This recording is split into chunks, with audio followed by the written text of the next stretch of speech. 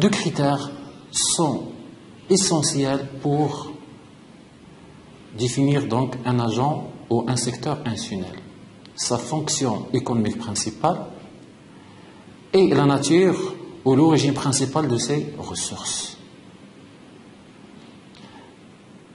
Donc, vous voyez ça bien sûr devant vous à travers le tableau concernant différents secteurs institutionnels. Donc, nous avons comme secteur 1 les sociétés et quasi-sociétés non financières, ce qu'on appelle généralement les entreprises. Elle est composée généralement de sociétés privées, de sociétés publiques et également de filiales d'entreprises étrangères. La fonction principale reste la production de biens ou services non financiers marchands. Pourquoi marchands? Parce que les produits et les biens ont un prix, ne sont pas gratuits. La ressource principale ou les ressources principales, ce sont les produits des ventes.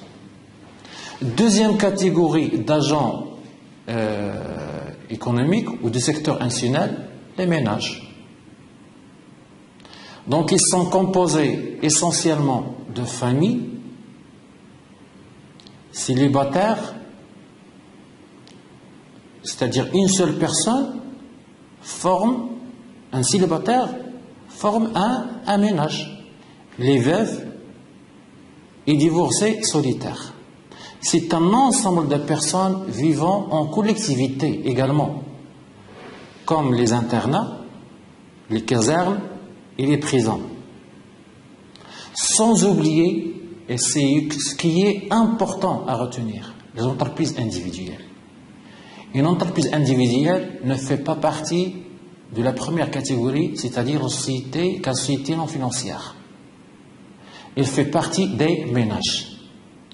Bien que la fonction principale d'une entreprise individuelle, c'est la production. Donc les ménages, généralement, la fonction principale, on la voit clairement, c'est la consommation des biens et des services. Vous, chez vous, vous êtes un ménage. Moi, chez moi, je suis un ménage. Notre fonction principale, c'est la consommation. Un étudiant dans une cité universitaire, c'est un ménage. La fonction principale, sa fonction, c'est la consommation. Mais il y a également les entrepreneurs individuels. Leur fonction principale, c'est la production des biens et services non financiers. Donc c'est un point très important. Parmi les principales ressources des ménages et des entreprises individuelles, c'est la rémunération des facteurs de production. Je suis ménage, je suis fonctionnaire, j'ai un revenu. C'est ma principale ressource. Il y a également les transferts effectués par d'autres agents, par exemple transferts effectués par l'État. Les transferts sont également une ressource, les allocations, etc. Et puisque les ménages, et puisque les entreprises individuelles font partie des ménages, donc, parmi les ressources également des ménages, et plus particulièrement les entreprises individuelles, c'est le produit des ventes. Troisième catégorie, les administrations publiques, c'est-à-dire l'État, à tous les niveaux, au niveau central et au niveau local. Les ministères, les collectivités locales, les sécurités sociales, leur fonction principale, c'est également la production. Mais de quoi? De biens et services collectifs, non marchands. Comme l'enseignement supérieur. Dans une faculté marocaine, par exemple, c'est une production, donc ça concerne la production de services collectifs, mais non marchands. C'est gratuit pour vous, les étudiants. Et également, il a comme fonction principale la redistribution du revenu national. D'accord? Donc, il reçoit, l'État reçoit des ressources, des impôts, et elle verse parmi ces dépenses, ça veut dire il fait une redistribution, elle verse des aides, des subventions aux autres agents économiques, surtout les agents qui vivent dans des conditions, qui ont une situation très difficile. Parmi ces principales ressources, ou leurs principales ressources, les versements obligatoires effectués par les autres agents, c'est-à-dire essentiellement les impôts. Il y a également comme catégorie du secteur institutionnel les institutions privées sans but lucratif, UPSBL. Exemple, les partis politiques, les syndicats, les associations, les maisons de jeunes. Qu'est-ce qu'ils produisent? Quelle est leur fonction principale? La production de services non marchands, parce que le but, il est non lucratif. Donc, production de services non marchands destinés aux ménages. Quelles sont leurs principales ressources? Ce sont les cotisations des adhérents, les subventions et les dons. Comme catégorie, autre catégorie, comme secteur institutionnel, les institutions financières.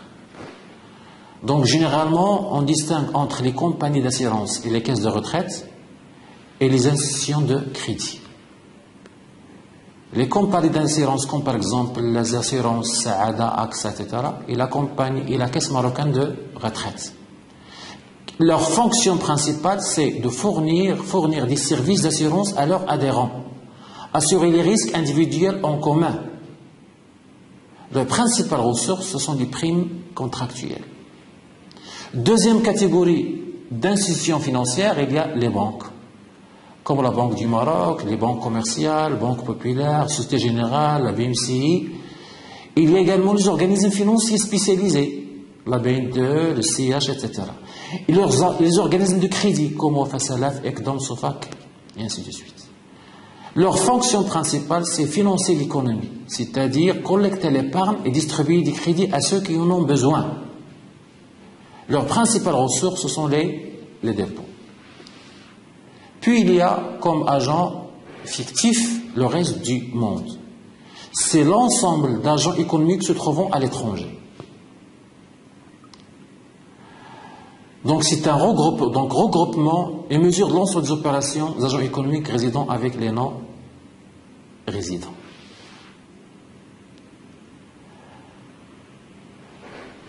Maintenant, nous allons examiner ce qu'on entend, nous allons voir ce qu'on entend par les marchés. Parce que le marché ou les marchés, ce sont une composante essentielle dans le circuit économique. C'est quoi les marchés? La définition. Quels sont les types de marchés? Et quelles sont les principales structures de marché? Le marché, définition, donc c'est un lieu réel ou fictif où s'effectuent les échanges entre les offreurs et les demandeurs, entre les producteurs et les consommateurs. Donc dans un marché, il y a une offre et il y a une demande. Et bien sûr, le point de rencontre entre l'offre et la demande, ça donne un équilibre, une quantité d'équilibre et un prix d'équilibre. Donc, au niveau macroéconomique, on parle de l'offre globale et de la demande globale. Donc, à travers le graphique, nous constatons clairement que, en cas d'excès d'offres sur la demande, les prix diminuent. Et en cas d'excès de la demande sur l'offre, les prix augmentent. Mais en cas d'équilibre, on obtient un prix d'équilibre et une quantité d'équilibre. C'est le prix d'échange et c'est la quantité de l'échange. C'est ça le marché, c'est-à-dire dans une économie de marché. Quels sont les types de marchés? Généralement, il y a 3 grands types de marchés. Le marché des biens et services, le marché du travail et le marché des capitaux. Le marché de capitaux se compose du marché monétaire et du marché financier. C'est quoi le marché des biens et des services? Donc, dans ce marché, il y a, donc, quel que soit le marché, il y a toujours une offre, il y a toujours une demande. Dans le cas des biens et des services, l'offre, elle est l'offre des biens et services, et la demande des biens et services. Au niveau macroéconomique, on parle de l'offre globale, une offre qui émane de l'offre des entreprises essentiellement, qui produit des biens et des services marchands, et de l'État qui offre des services non marchands. Donc ce sont les deux principaux offreurs. La demande globale, c'est une demande composite. Presque tous les acteurs se présentent comme des demandeurs. Donc il y a la demande globale qui correspond à la consommation, à la demande des biens de consommation, des biens et services. Il correspond également à la demande des biens d'investissement. Il correspond également le G, c'est-à-dire les demandes de l'administration des biens et services, c'est-à-dire ce qu'on appelle les dépenses publiques, plus également la demande extérieure, c'est-à-dire les exportations. Qui dit marché? Marché dit un prix. Le prix dans le marché des biens et services, c'est le prix des biens et des services. Le prix des tomates, le prix des légumes, le prix des voitures, le prix de tous les biens et les services, ils sont fixés par le marché en fonction de l'offre et de la demande. Deuxième type de marché, c'est le marché du travail. Je répète, quel que soit le marché, il y a toujours une offre et une demande. Dans ce cas-là, le bien échangé est le travail. Donc il y a l'offre du travail par les ménages généralement, et la demande du facteur travail, généralement les demandeurs sont les entreprises et l'État. Donc les ménages, ils offrent leurs compétences, intellectuelles et leur force physique aux entreprises et à l'État. Le prix fixé dans ce marché-là s'appelle le salaire. Donc le salaire, c'est le prix fixé par le marché du travail. Troisième type de marché, c'est le marché des capitaux. C'est un marché qui assure le financement de l'activité économique, que ce soit à court terme, c'est-à-dire le marché monétaire, ou à long terme, c'est-à-dire le marché financier.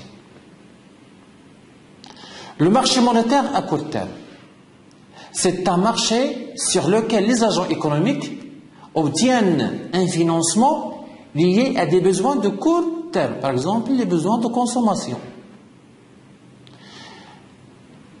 Il contribue, c'est-à-dire le marché monétaire, contribue au contrôle de l'inflation, puisque les prix dépendent de la vitesse relative de la création de monnaie et de la création de la richesse. Quand la création de la monnaie dépasse, ou le taux de croissance de la monnaie dépasse le taux de création de la richesse, il va y avoir une inflation. Donc c'est un taux qui est souvent contrôlé par la Banque du Maroc, ou Banque le Maghreb dans le cas du Maroc, c'est-à-dire la Banque centrale.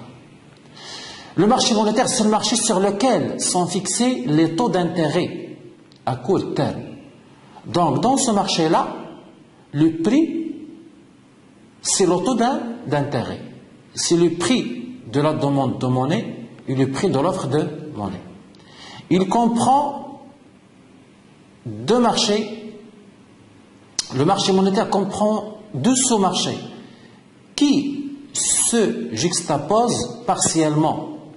Le marché interbancaire et le marché des titres de créances négociables. Il existe au Maroc trois catégories de titres de créances négociables. Les certificats de dépôt, les bons des sociétés de financement et les billets de trésorerie. Qui sont donc ces titres de créances négociables, qui sont réservés aux émetteurs privés, surtout les établissements de crédit et les entreprises.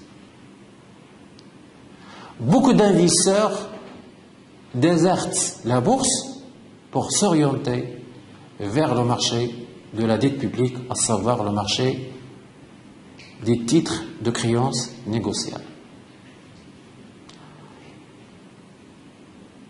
L'offre de monnaie, donc c'est un marché où il y a offre et demande. L'offre de monnaie est la quantité de monnaie mise à la disposition du public par le système bancaire. Donc c'est le système bancaire qui offre la monnaie ou les quantités de monnaie nécessaires au fonctionnement de l'économie nationale. Donc le système, il se compose essentiellement de la banque centrale, au Maroc c'est Banque El Maghreb, et les banques commerciales. Donc à travers ces deux figures, nous constatons que on voit clairement ce que c'est que le système bancaire. C'est précis, c'est clair. Le système bancaire, c'est deux institutions, les banques commerciales et la banque centrale. Les banques commerciales, elles collectent les dépôts, elles reprêtent les dépôts collectés, ils servent d'intermédiaires financiers, ils créent de la monnaie scripturale. L'autre institution, c'est la banque centrale. Il veille sur la monnaie, le crédit et le bon fonctionnement du système bancaire. Il fixe et agit sur les taux d'intérêt, surtout grâce à ce qu'on appelle le taux d'intérêt directeur. Et il refinance les banques centrales. Donc le système, il joue le rôle d'offreur. Bien sûr, je répète, dans le marché monétaire également, il y a l'offre et également la demande de monnaie. Qui sont les demandeurs de monnaie? Tous les agents économiques sont demandeurs de monnaie. Les entreprises, les ménages, l'administration, tout. Et bien sûr, le prix fixé, ou le prix dans ce marché-là, le prix de la monnaie, ça s'appelle le taux d'intérêt. Ça, ce qui concerne le marché des capitaux à court terme, c'est-à-dire le marché monétaire. Mais il n'y a pas que des transactions de courte période financière. Il y a également des transactions financières sur le long terme. C'est bien sûr l'objet du marché financier, généralement le marché des titres. Dans le vocabulaire courant, l'expression marché financier est synonyme de bourse des valeurs, le lieu d'émission et d'échange des titres, de titres à long terme, les actions et les obligations. Au sens strict, le marché financier n'est qu'un compartiment de la bourse, celui de l'émission des titres nouveaux, appelé le marché primaire par opposition au marché secondaire. Ce marché est le plus important pour l'économie, dans la mesure où il permet aux entreprises qui le fréquentent de créer des actions ou des obligations, d'émettre des actions ou des obligations afin d'augmenter leur capital ou de financer leur investissement. Et il permet à l'État de lancer des emprunts. Donc voilà ce qui concerne les différents types de marchés. Mais maintenant, quelles sont les principales structures de marché? Donc il y a plusieurs structures. La structure la plus, disons, qui représente, se présente comme un modèle de référence. C'est ce qu'on appelle en économie le marché de concurrence pure et parfaite. C'est le marché de la concurrence loyale. Pourquoi concurrence loyale? Parce qu'il y a 5 conditions qui font de ce marché-là, qui font que ce marché-là fonctionne selon le principe de la concurrence loyale. La situation de concurrence pluriparfaite nécessite que 5 conditions soient réunies. L'atomicité, la transparence, l'homogénéité, la mobilité des facteurs de production et libre accès au marché. Dans ce cadre, les agents économiques n'ont pas d'influence sur le prix. Le prix est imposé par le marché. C'est pour ça qu'on parle d'atomicité. Les agents économiques prennent leurs décisions en fonction des prix proposés. Ce sont donc des prix exogènes. Et je répète, c'est-à-dire d'où l'importance de la notion d'atomicité. Donc un agent, qu'il soit offreur ou demandeur, ne peut jamais influencer les conditions de fonctionnement d'un tel marché. Deuxième type de marché, c'est à l'antipode de marché de concurrence pluriparfaite, c'est le marché de monopole. C'est la situation d'un marché caractérisé par la présence d'un seul offreur et une multitude de demandeurs ou d'acheteurs. À la différence de l'entreprise en situation de concurrence pure et parfaite, l'entreprise ou le producteur en situation de monopole peut déterminer son prix de vente. Donc pour l'offreur, le prix n'est pas une donnée exogène. C'est une donnée qui dépend des décisions de l'entreprise. Troisième catégorie ou structure, ce qu'on appelle l'oligopole. Il désigne une forme de marché caractérisée par un petit nombre d'offreurs face à un grand nombre d'acheteurs et de demandeurs. Autre type, autre structure, ce qu'on appelle la concurrence monopolistique. Il y a concurrence et il y a monopole. Beaucoup de producteurs sont présents sur le marché de concurrence monopolistique, mais ils vendent un produit différencié. Donc, à la différence du marché de concurrence pluriparfaite, il y a le critère de homogénéité. Mais dans ce marché de concurrence monopolistique, il y a concurrence. Mais il n'y a pas d'homogénéité des produits. Les produits sont différenciés. C'est pour ça qu'on parle de concurrence monopolistique. Ce qui peut les mettre en position de fixer leur prix. Donc, généralement, les types de marché ou les structures, ça fait partie. Donc, les structures sont examinées normalement en détail dans le cours de microéconomie. Les opérations économiques. Donc, après les secteurs institutionnels, les acteurs principaux du circuit, et après avoir examiné les différents types de marchés par lesquels transitent les biens et les services,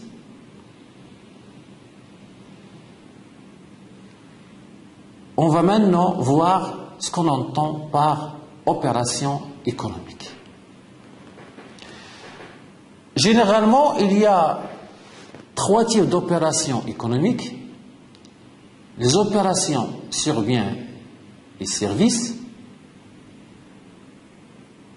les opérations de répartition et les opérations financières. Les opérations sur biens et services. Ils concernent la production, la consommation, l'investissement, les exportations et les importations. Les opérations sur biens et services permettent de décrire l'origine des ressources dont disposent les acteurs de l'économie nationale, ainsi que la destination ou l'utilisation de ces ressources. Donc, à travers ce schéma que vous avez devant vous, nous constatons qu'il y a la partie ressources la partie ressources production intérieure, la partie ressources importation, c'est-à-dire l'origine, et il y a la partie utilisation. C'est la demande intérieure et la demande extérieure. La demande intérieure, c'est-à-dire que ce qui est produit au niveau national, ce qui est importé, est destiné pour satisfaire une demande intérieure, pour une utilisation, soit la consommation finale, soit une consommation intermédiaire, soit un vieillissement, c'est-à-dire l'achat de machines par exemple. En même temps, ce qui est produit sur le plan national, il y a également une deuxième destination, laquelle? La demande extérieure, sous forme d'exportation. Dans le cas du Maroc, par exemple, le Maroc produit le produit touristique, le Maroc, il produit les phosphates, ils font partie du PIB marocain, mais généralement, le produit touristique il est destiné à l'exportation. Donc, il y a une utilisation qui correspond à une demande extérieure. Les phosphates, c'est une production, il fait partie du PIB marocain. Mais il est destiné vers une demande extérieure, sous forme d'exportation.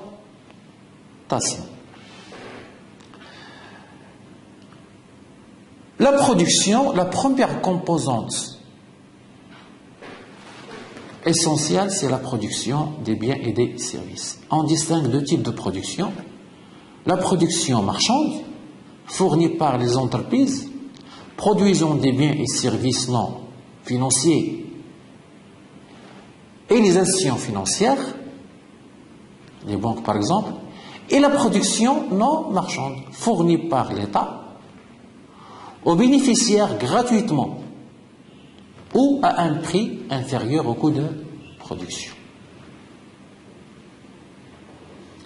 Deuxième composante, deuxième élément, la consommation. C'est l'utilisation définitive d'un bien ou service. Par exemple, la consommation finale. Ou la transformation des biens ou services dans le but de produire d'autres biens ou services. C'est ce qu'on appelle la consommation intermédiaire, comme les matières premières. La différence entre la production et la consommation intermédiaire s'appelle en économie la valeur ajoutée. Troisième élément ou composante, l'investissement.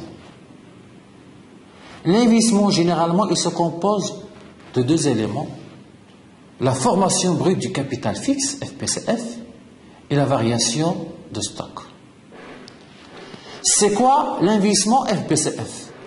C'est l'acquisition, c'est l'achat des biens d'équipement durables, destinés à la production de biens et services dans le futur.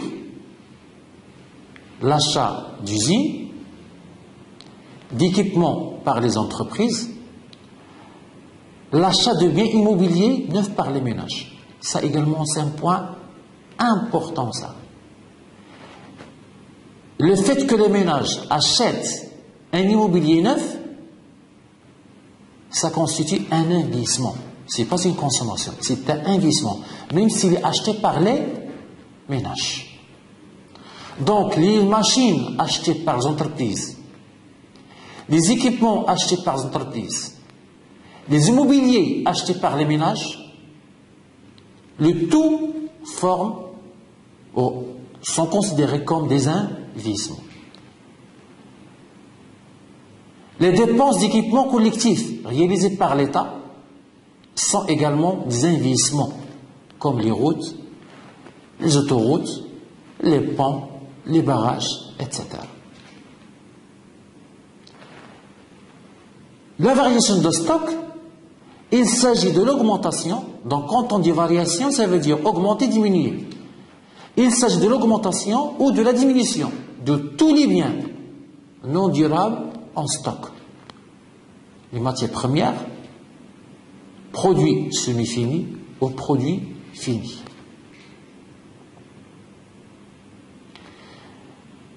En macroéconomie, il est important de calculer ce qu'on appelle le taux d'investissement. Le taux d'investissement, il donne une idée claire et précise sur la capacité d'investissement d'une économie nationale.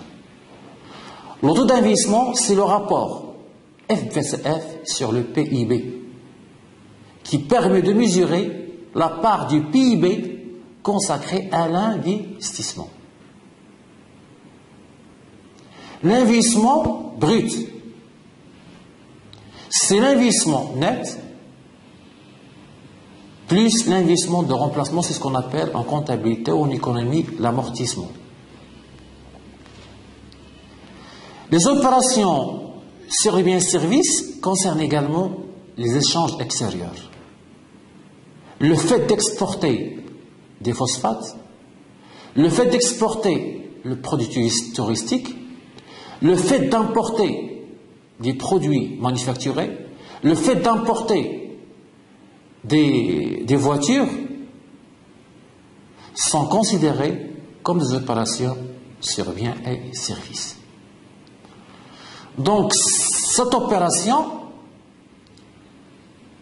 ou les opérations sur biens et services, qui portent sur les échanges extérieurs, elles concernent les exportations, les importations de biens et services entre les agents résidents et les agents non résidents. Donc, à propos du terme résident, c'est un terme important. D'accord? Important pour comprendre et pour maîtriser, disons, les phénomènes macroéconomiques et pour comprendre ce qu'on entend par les agrégats. La mesure des échanges avec le reste du monde se fait généralement dans deux balances. La balance commerciale pour les exportations, les importations de biens et les opérations et la balance d'opérations courantes qui tient également compte, en plus des échanges des biens, il tient compte de ce qu'on appelle des opérations invisibles, comme le transport. L'équilibre des opérations sur biens et services est résumé par l'égalité macroéconomique suivante. Donc c'est une égalité fondamentale. Le P, c'est-à-dire le PIB, la production, le produit intérieur brut, plus les importations, est égal à la consommation intermédiaire, plus la consommation finale, plus la formation du capital fixe, plus la variation du stock, c'est-à-dire l'investissement, plus les exportations. Deuxième type d'opération, les opérations de répartition de revenus et de capital. Les opérations de répartition décrivent la manière dont sont distribués et redistribués les revenus entre les différents agents économiques. Ces opérations montrent également comment les revenus disponibles se sont formés. Généralement, les opérations de répartition sont des opérations par lesquelles la valeur ajoutée engendrée par la production est répartie entre le travail, le capital et les administrations publiques, et des opérations impliquant la redistribution du revenu et du patrimoine. Par exemple, les impôts sur le revenu et le patrimoine et les autres transferts. Qu'est-ce qu'on entend par répartition primaire? La répartition primaire porte sur les revenus versés aux apporteurs des facteurs de production, en contrepartie de leur participation à la production. Le revenu de travail, par exemple le salaire, des revenus de capital ou de propriété et des impôts liés à la production ou l'importation. Donc le schéma que vous voyez devant vous représente la répartition primaire des revenus. Donc on voit que la valeur ajoutée est répartie en 3 grandes catégories de rémunération ou de revenus. Rémunération des salariés, salaire, cotisation sociale. Impôts liés à la production, TVA et droits de douane par exemple. Et ce qu'on appelle l'EBE, l'excédent brut d'exploitation, c'est-à-dire les intérêts, les dividendes et la rente, c'est-à-dire les revenus de capital ou de propriété.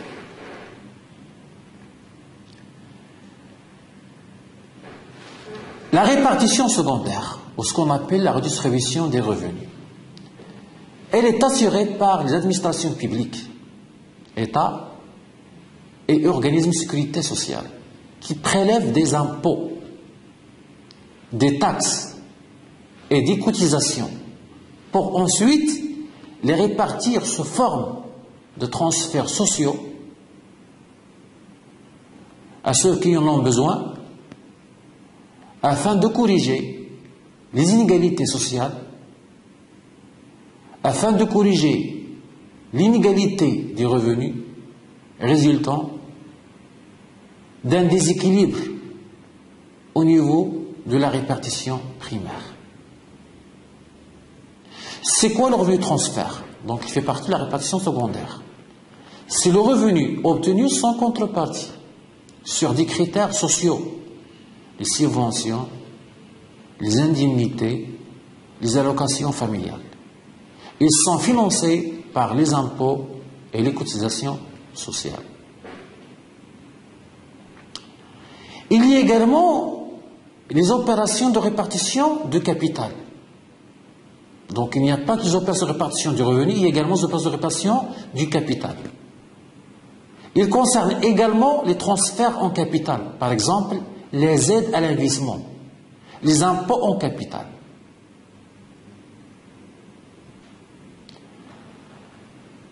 Il reste, avant de passer ou avant d'examiner les opérations financières, il reste un dernier terme important à définir, c'est la notion de revenu disponible.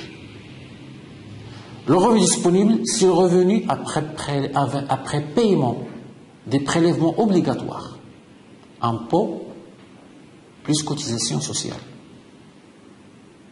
Donc après paiement des prélèvements obligatoires et encaissement des revenus sociaux, généralement les prestations sociales. Le revenu disponible est généralement utilisé et généralement destiné une partie pour la consommation et une partie pour l'épargne.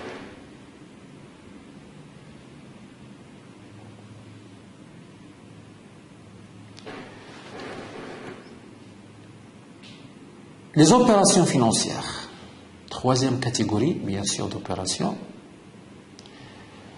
Par opération financière, il faut entendre les opérations entre des unités institutionnelles résidentes ou entre ces dernières et des unités institutionnelles non résidentes portant sur des actifs ou des passifs financiers.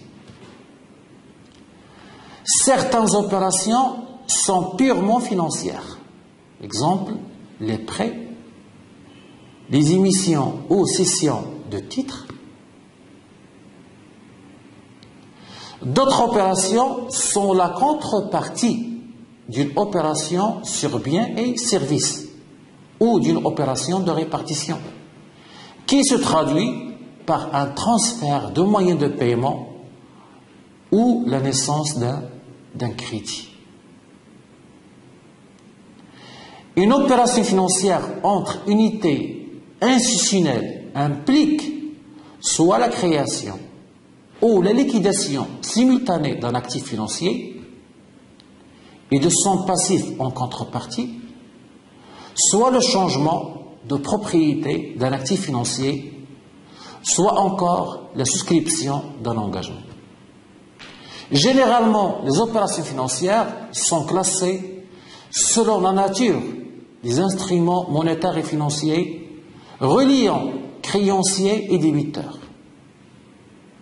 On peut distinguer les instruments de paiement, par exemple les pièces, les billets de banque, les dépôts à vue, les devises, l'or par exemple, les instruments de placement, les dépôts à terme, les comptes d'épargne, les actions, les obligations, et les instruments de financement, les prêts à court terme ou à moyen et long terme.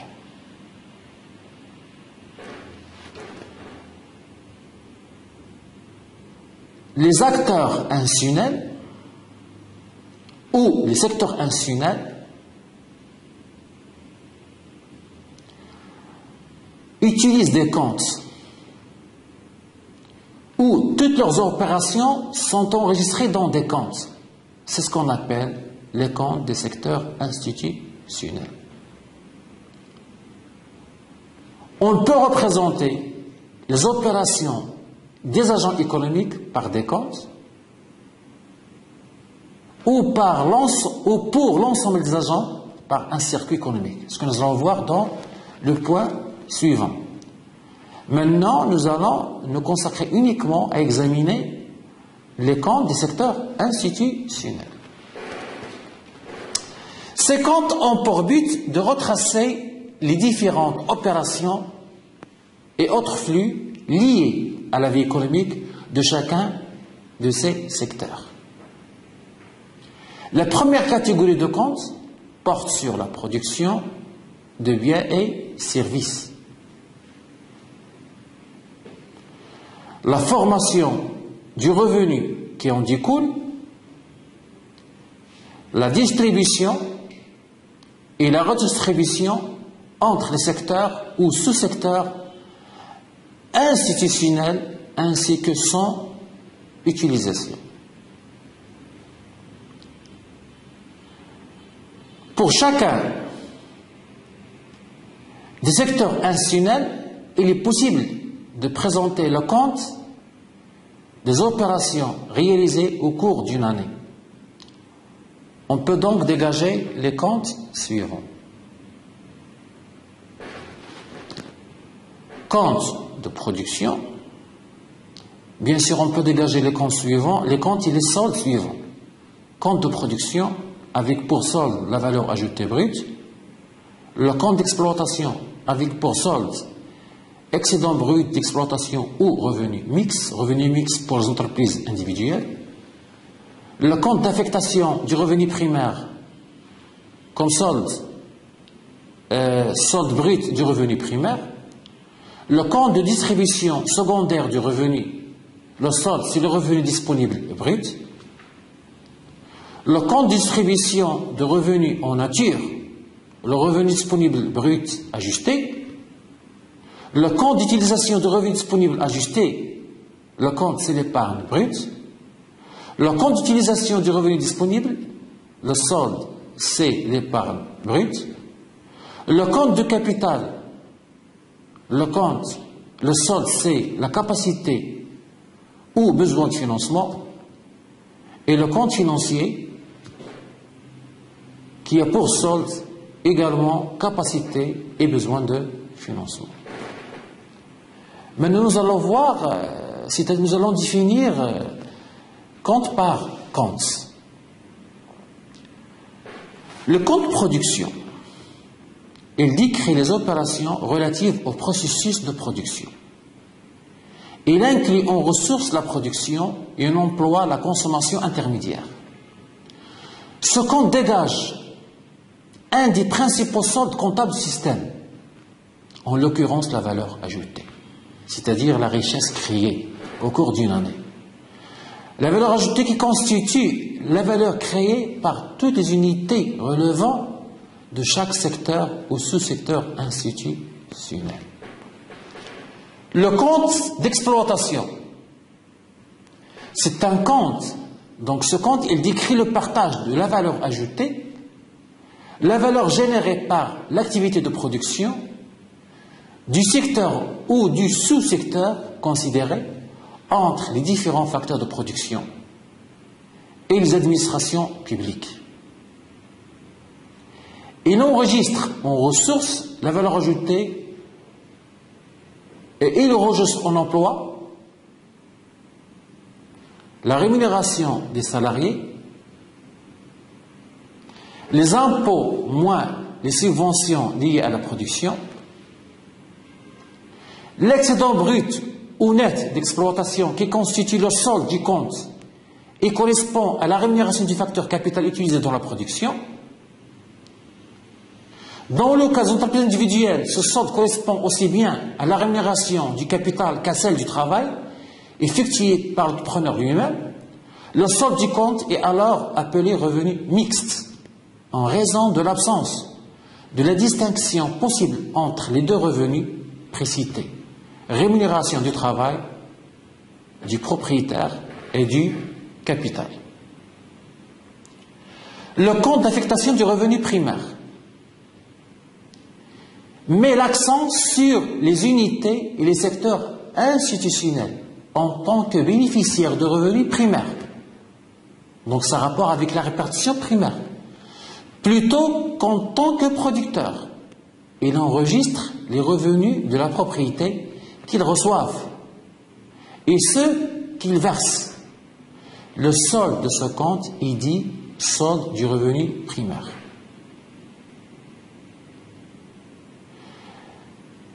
La distribution, le compte de distribution secondaire du revenu.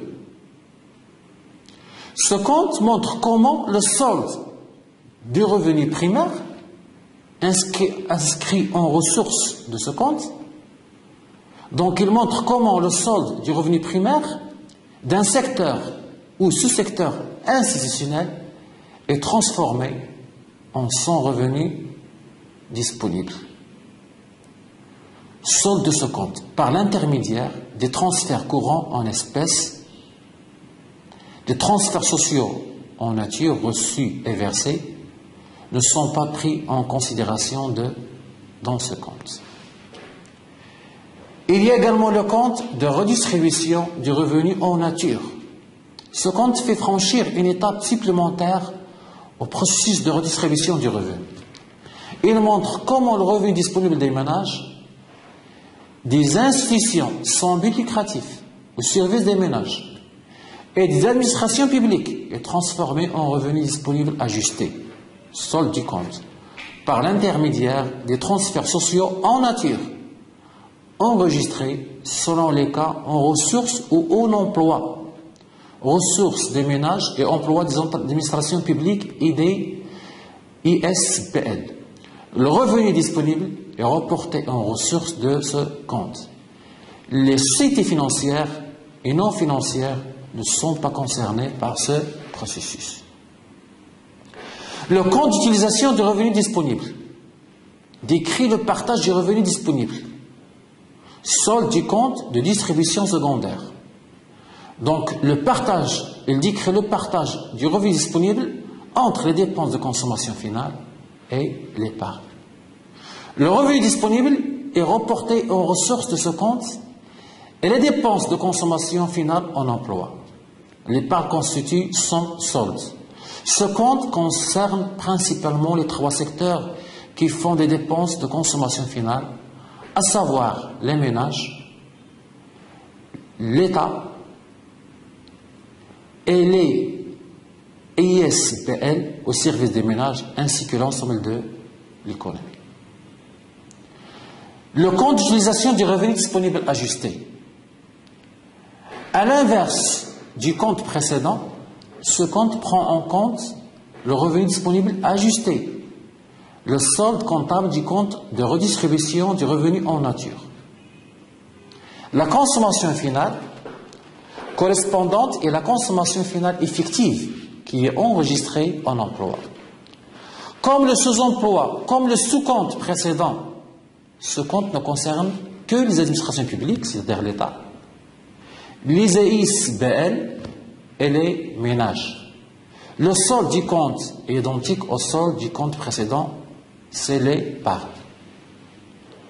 Le compte de capital, il enregistre les opérations liées aux variations de tous les actifs non financiers, produits ou non, et les transferts en capital impliquant une redistribution du patrimoine.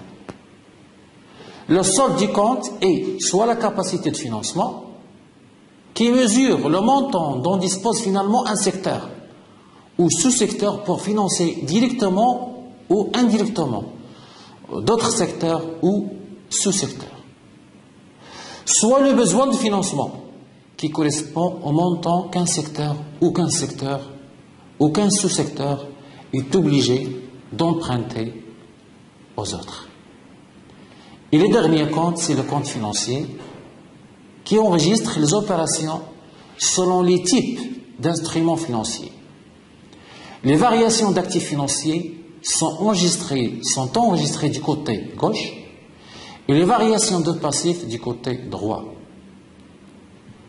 Le solde est encore la capacité ou le besoin de financement qui apparaît cette fois du côté du compte. Maintenant, il est possible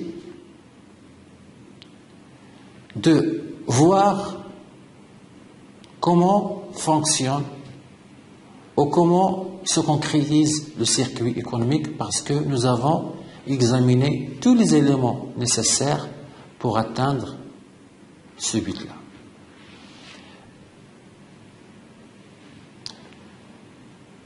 Définition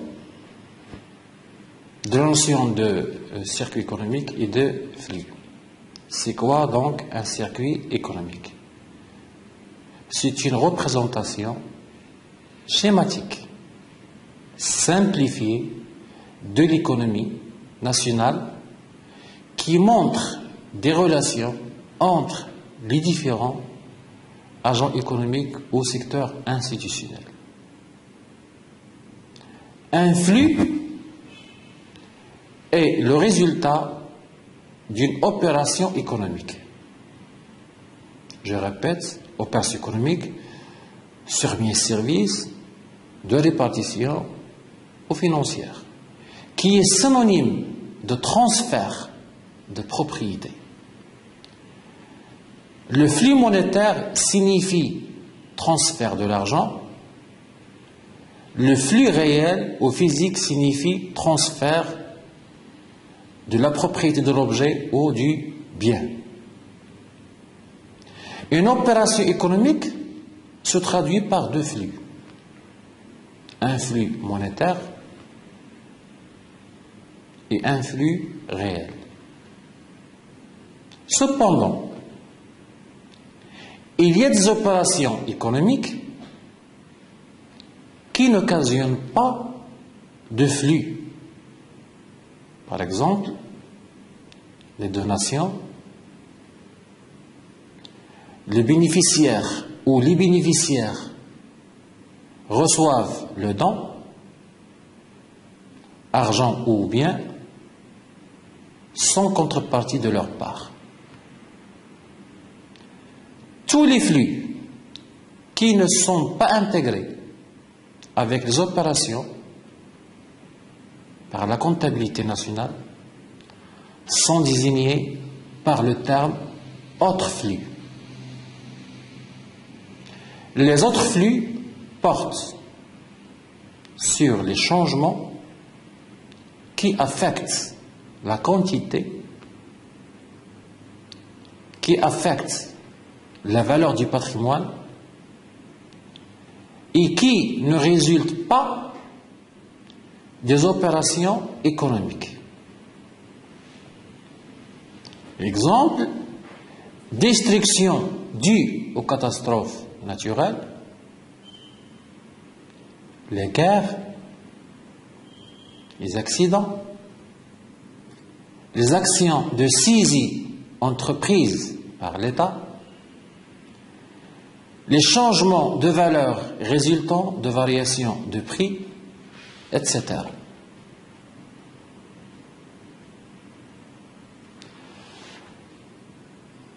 À travers le schéma que vous voyez devant vous, un schéma qui résume tout ce que nous avons vu jusqu'à maintenant dans ce chapitre-là. Donc ce que vous voyez devant vous, c'est un circuit économique. C'est-à-dire des acteurs, les ménages, les entreprises, les sociétés quasi sociétés non financières, les sociétés financières, les administrations, bien sûr, les institutions sans but lucratif font partie des ménages, les entreprises individuelles font partie des ménages, et également le reste du monde, l'agent économique ou le secteur fictif.